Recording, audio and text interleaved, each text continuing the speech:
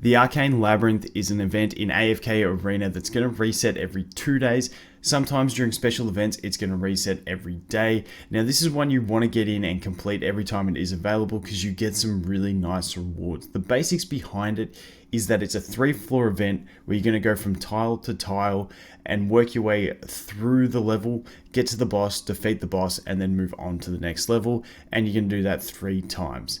Now, there's a bunch of different things in the labyrinth that we're going to go through now. You've got the brown flags and the red flags. Those are both enemies, and when you defeat them, you're going to get a relic. We'll talk more about relics in a little bit, but basically the red ones are going to drop better relics than the brown ones. So you want to really target red ones where you can.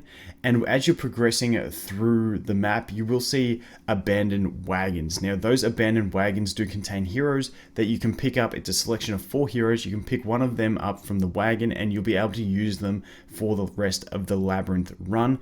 However, I'd try and go the path that has the most enemies, because when you defeat enemies, they are also going to give you labyrinth coins, and labyrinth coins are the end goal of this thing, to go ahead and exchange them for heroes in the shop. Next up, we do have boss battles. Now, these are the ones at the very end of each floor. They're going to be the hardest battle, but they are going to drop the best relics that you can get. Next up, we do have the Fountain of Vitality. Now, in the labyrinth, if your heroes take damage in a battle, they will maintain that damage into the next fight. However, they do also maintain their energy bars as well. So the Fountain of Vitality is there to heal up your heroes. And then we have the Mystic. If a hero dies in the labyrinth, you're not going to be able to use them in the next battle.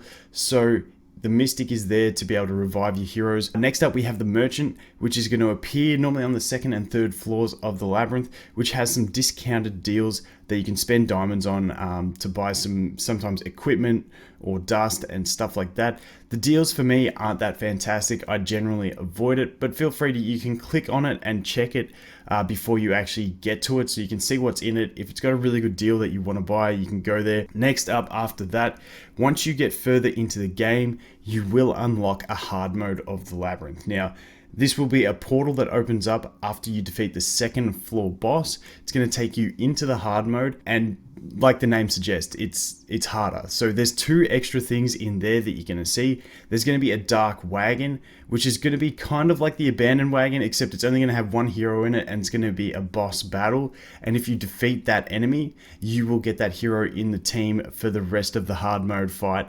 However, once again, you don't get any labyrinth coins for defeating this enemy, so if you don't really need it, keep to the other path of the most enemies to maximize those labyrinth coins.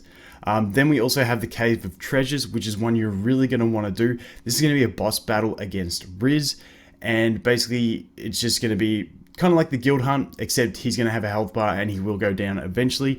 If you defeat him, you are going to be rewarded with either 3,000 guild coins, 3,000 labyrinth coins, or 10,000 challenger coins, which are all great rewards. So if you can defeat this guy, go in there, and you really do want to beat him and get those rewards. Then you're just going to progress to the end of it, defeat the last boss, and that will be the end of it.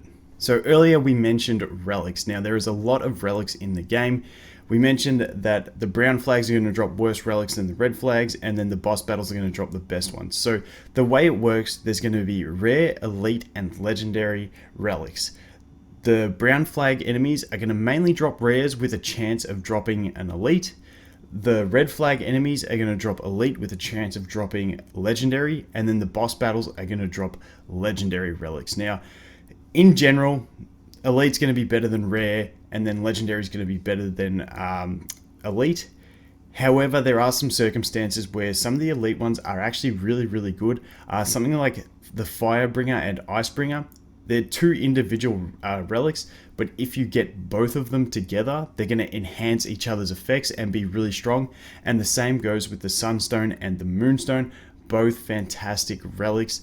But then, like I said, then it goes into legendaries generally better than the elites, but there are a few exceptions.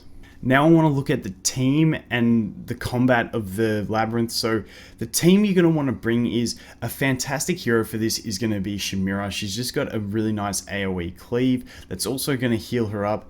The reason she is so good is because once again your energy bar does stay the same throughout the battles. So you can use her ultimate at the start, it lasts a while, does some really nice AoE damage and will normally defeat the enemies. And because you can use that at the start, put it on manual and don't use it again, you'll have it ready at the very start of the next battle. So she is absolutely fantastic for this. Also in combat, if it looks like you're going to lose, you can actually hit the pause button and retry. You can exit. There's no penalty for exiting out of the battle. It's only if the battle ends and you lose that you lose your heroes. If you have a hero die midway through a battle, you can pause it, restart, you've got that hero back. But like I said, Chimera for a main damage dealer is fantastic. Then for the general majority of battles, you're going to want some crowd control, you want some healing and stuff like that. Lucius is a great tank. Once again, because of the maintained energy bar, he has a shield. You can basically use it at the start of the battle, let him generate his energy through the rest of the battle, and then hopefully have that ready at the start of the next one. For crowd control, you got things like Tassie and Rowan that are really fantastic for this. But you can pretty much piece together any team that you're using for your main campaign and you should be able to progress through it. The only thing you really do need is a little bit of sustain, just so that you can heal your heroes up as you go. And that is very, very early game where you might want to go to an abandoned wagon and pick up a healer if you see one when you don't yet have one. The one place where your team will probably change is going to be when you get to the Cave of Treasures and battle Riz. Now, Riz is going to be immune to stuns, sleeps, banishes, all that sort of stuff. So when you go there, if you've got a hero like Tassie who doesn't bring much else besides crowd control to the team, that's her main purpose, just control the enemies. You're probably going to want to drop her from the team for that battle, bring some more damage or bring some more sustain so that you can go ahead and defeat that Riz battle. Once again with Riz, if it looks like you're going to lose, you can always pause and restart it. Keep in mind with the Riz battle in the Cave of Treasures, it does have a timer, so keep an eye on that. If you're not getting the damage in, you might have to pause, restart, reshuffle your team, put more damage dealers in than you have healers, and try and defeat it that way. The last thing we're going to take a look at is going to be the store. Now, this is the end goal of the Labyrinth. You want to collect as many Labyrinth points as you can, and then you can go to the store and exchange it for heroes. Now, there's a few options I like here. Previously, I did say Chimera is probably one of the best carry heroes for the Labyrinth. She's in here, you can pick her up, she's absolutely fantastic. I would definitely go ahead and pick her up. She's also great for campaign in the early to mid game as well. So she is my #1 choice for most, especially free-to-play players. After you have that Chimera built, I look towards Arthur. Now, Arthur is a dimensional hero, meaning once you have him, you can link him to one of your other heroes and he's going to gain their ascension and level. This is fantastic and pretty much the reason why he costs so much. So when we look at the other heroes, purchasing them once will get you a copy of that hero.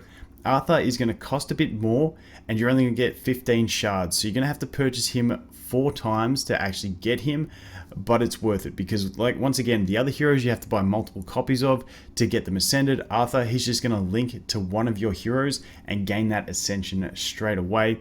After that, we have Wukong. Now, Wukong's a Celestial, really, really good for the early game and also good for late game PvP.